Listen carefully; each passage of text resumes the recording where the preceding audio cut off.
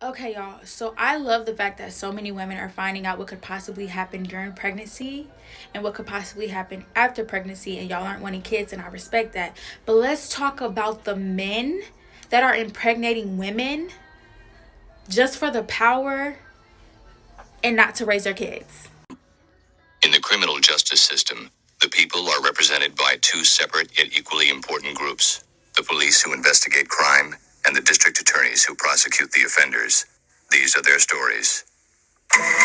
Okay, so y'all, this is what happened. So me and him had a face-to-face conversation about me not wanting to get pregnant. I told him, like, at the time we were focusing on starting my business. We were looking for buildings, and I had my business plan and how we was going to approach the banks and things for loans. So I wanted to put all my time and energy into that. I was already doing my part to make sure that I wasn't getting pregnant, but he said he was going to make sure to do his part, to kind of just make sure we straight. Okay, me trusted him because we were together for a while. At that point, I was like, okay, cool. A few months later, my friend, he keeps telling me, like, girl, you're pregnant. I was like, no, I'm not. Well, eventually he got me to take 2 pregnancy tests at home. I took 2.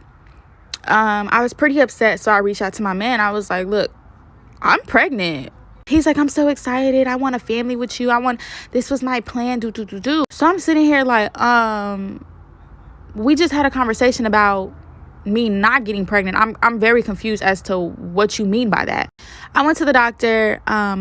We were talking about abortions, but my pregnancy just kind of took a turn for the worse. So I just never really got to make that decision. That's my fault. My doctor also explained to me that there is no 100% way to avoid pregnancy unless you just not hunching. I was like, oh, okay. I took the L, whatever.